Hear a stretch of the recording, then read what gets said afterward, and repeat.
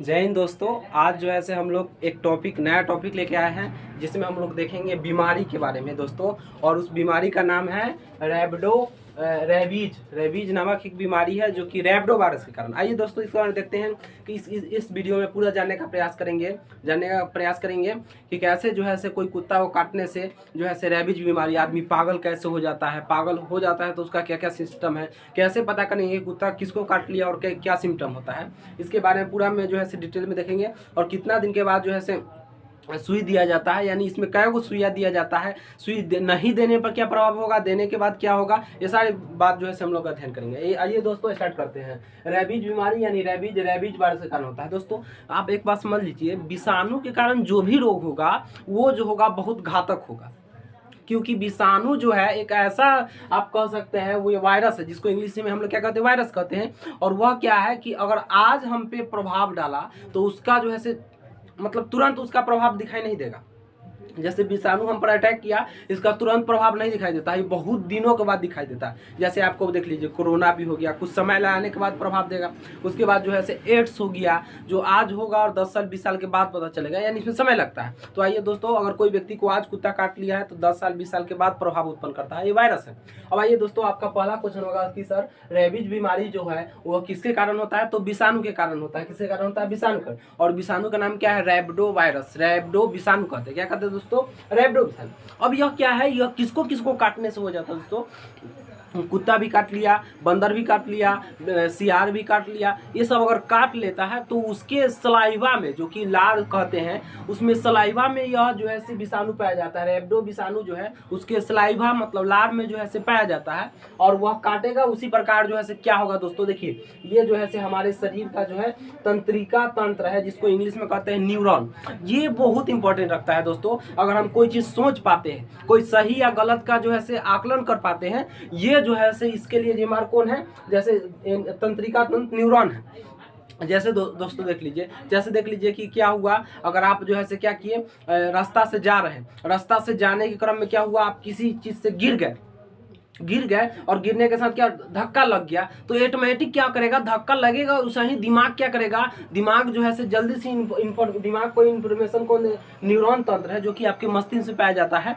यह तुरंत जो है से एकदम तुरंत जाकर ये दिमाग को कहेगा, दिमाग न्यूरॉन तंत्र को जो है से जस्ट हाथ को कहेगा और हाथ जाकर उसको जो है से उसको जहाँ चोट लगा है वहाँ पर धर लेगा। यानी यह एक आपको जो है से डायरेक्शन देने का काम करता है। अगर जैसे देखिए दोस्तों, जो पागल आदमी होते हैं उसको अगर हम ट्रेन के पटरी पर भी बैठा देंगे तो ट्रेन आ भी जाएगा फिर भी नहीं हटेगा, क्योंकि उसके पास उसका संज्ञान ही नहीं है, ज्ञान ही नहीं है कि अगर ट्रेन हम पर चढ़ गया तो हम मर जाएंगे। तो यह न्यूरॉन तंत्र है, देखिए ये न्यूरॉन तंत्र है। और जो ये बीमारी के शिकार हो जाते हैं, रेबीज बीमारी के शिकारी, उसमें से जो है से क्या हुआ, ये न्यूरॉन तंत्र ही प्रभावित हो जाते हैं, यानी उसको सोचने समझने का क्षमता समाप्त हो जाती है। देखते होंगे दोस्तों अगल बगल में जो पागल लोग रहते हैं, जो पागल मतलब हो जाते हैं किसी भी कारणवश, जिसमें से एक कारण जो है रैबिडो वायरस के कारण। तो रैबिडो वायरस क्या करता है दोस्तों, ये रैबिडो वायरस जाके मस्तिष्क में, मतलब जिस व्यक्ति को काटा, जैसे मान लीजिए कुत्ता काट लिया तो कुत्ता के जो है से क्या हुआ, सलाइवा में से क्या होगा, सलाइवा उसके अंदर जाएगा और अंदर जाने के बाद क्या करेगा, वह ब्लड के माध्यम से वह रैबिडो वायरस जो है से ब्लड से होते हुए हमारे कहाँ चल जाएगा, मस्तिष्क में चल जाएगा। और यह धीरे धीरे प्रोसेस होगा, एक में एक नहीं होता है। और वह चला गया और जाने के बाद क्या करेगा, मस्तिष्क में रिप्रोडक्शन क्रिया मतलब जनन क्रिया करके अपने जनसंख्या को बहुत तेजी से बढ़ा देता है। देखिए दोस्तों, अगर नॉर्मली अगर आपके शरीर में माथा पर अगर कोई पिलुआ चल जाता है तो ना देखते हैं कि एकदम मानसिक असंतुलन या किसी प्रकार का देखते हैं, माथा जब भारी हो जाता है तो आप सोचना बंद कर देते हैं।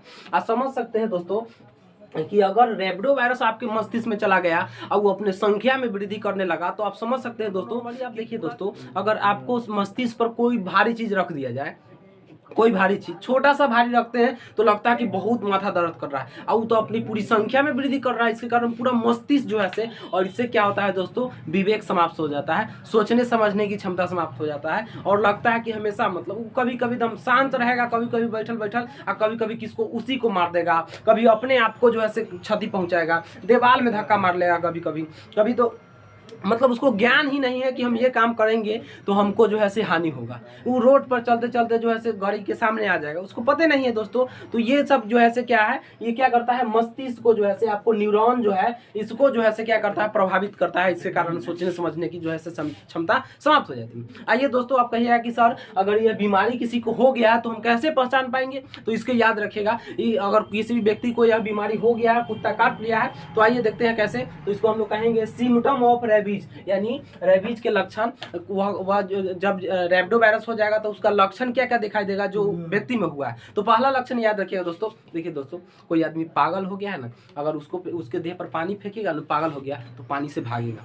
तो याद रखिएगा, पहला लक्षण जो होगा दोस्तों क्या होगा, पानी से डर लगना। यानी जिसको भी यह बीमारी हो जाएगा वह पानी को देखते ही क्या करेगा दोस्तों, भागेगा। इसलिए इस बीमारी को हाइड्रोफोबिया रोग कहते हैं। हाइड्रो मतलब पानी, फोबिया, तो हाइड्रोफोबिया रोग भी इसी को कहते हैं। पानी से क्या करेगा, भागेगा। उसके बाद दोस्तों देखिएगा, मानसिक का असंतुलन हो जाए, यानी सही गलत का क्या है, क्या सही है क्या गलत है, उसको जो है आकलन नहीं कर पाना। कभी कभी बैठले बैठले क्या करेगा, अपने भाइयों को मार देगा। कभी बैठले बैठले क्या करेगा, अपने आप को लेगा और काट लेगा।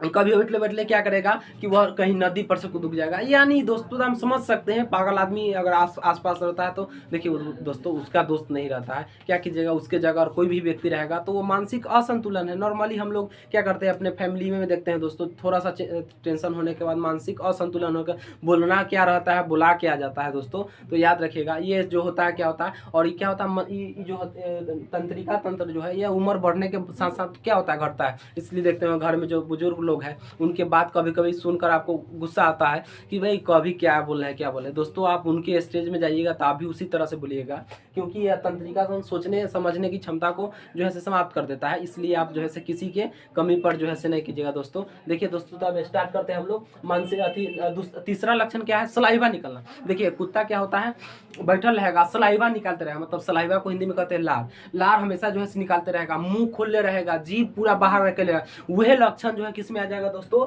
जिस व्यक्ति में को यह रेबीज बीमारी हुआ है उसमें लक्षण आ जाएगा। यानी हमने देख लिया दोस्तों, रेबीज बीमारी में लक्षण क्या क्या आएगा, पानी से डर लगेगा, मानसिक असंतुलन होगा, और तीसरा क्या होगा, सलाइवा निकलना, लार का जो है निकलना होता है। दोस्तों अब आपके दिमाग में होगा कि सर अगर किसी को बीमारी हो गया है, सिम्टम हमें दिखाई दिया है, तो क्या करना चाहिए। तो याद रखिए दोस्तों, इसको जो है रेबीज बीमारी को 5 गो टीका लगाया जाता है। हालांकि अब 2 गो 3 गो लगा के सब छोड़ देता है, लेकिन वैसे नहीं करना चाहिए। 5 गो टीका लगवा के ही छोड़िए, नहीं तो फिर उसका प्रभाव कभी न कभी दिखाई दे देगा। 5 गो टीका कब कब लगाया जाता है, देखिए दोस्तों, पहला क्या करना है, जिस दिन काटा कुत्ता तो वो काटने, जिस दिन काटा और जिस स्थान पे काटा उस पे क्या कीजिए, डिटॉल से साफ कर दीजिए। किससे साफ कीजिए दोस्तों, डिटॉल से साफ कर दीजिए। और साफ करने के बाद उसी दिन फर्स्ट जो है सुई देना चाहिए, वैक्सीन जो है। और उस वैक्सीन का नाम याद रखिएगा, क्या वैक्सीन है, ARV। इसको इंग्लिश में कहेंगे anti rabies vaccine. A for anti rabies vaccine ये दिया जाता है। जिस दिन काटा उस दिन देंगे, पहले डिटॉल लगा देंगे पहले, और पहला सुइया। उसके बाद क्या है, उसके 3 दिन के बाद, फिर 3 दिन के बाद एक और सुइया दिया जाता है, फिर 7 दिन के बाद एक और दिया जाता है, फिर 14 दिन के बाद एक और दिया जाता है, और एक लास्ट में 28 दिन पर जो है दिया जाता है। सब लिखा हुआ है दोस्तों, देख लीजिए। 0 दिन पहले यानी जिस दिन काटा उस दिन एक डिटॉल लगा के सुइया देना है। फिर उसके बाद उसके 3 दिन, यहाँ 3 लिखा हुआ है, 3 दिन के बाद एक सुइया देना है, फिर 7 दिन के बाद देना है, फिर 14 दिन के बाद देना, और फिर 28 दिन के बाद देना है। दोस्तों हम लोग आज समझ चुके हैं, एक बार रिकॉल कर लेते हैं। हम लोग ये समझे हैं कि अगर कोई व्यक्ति रेबीज बीमारी क्या है, तो रेबीज बीमारी वायरस के कारण होने वाला एक बीमारी है जो रैबिडो वायरस के कारण होता है। और यह जो है कुत्ता, बिल्ली, बंदर, सियार, इस सब के काटने से, सबके सलाइवा में पाया जाता है, सबके लार में पाया जाता है। और वह काट लेगा तो जो है ब्लड के होते होते माध्यम से मस्तिष्क में जाएगा, संख्या में वृद्धि करेगा, मानसिक असंतुलन होगा, और वह आपको जो है तंत्रिका तंत्र को प्रभावित करेगा। और वह जो है क्या करेगा, बोलना रहेगा क्या, बोलिएगा क्या, करना रहेगा क्या, करिए क्या, बहुत मतलब अजीब होता है। इसका लक्षण क्या क्या होगा दोस्तों, पहला लक्षण होगा पानी से डरेगा।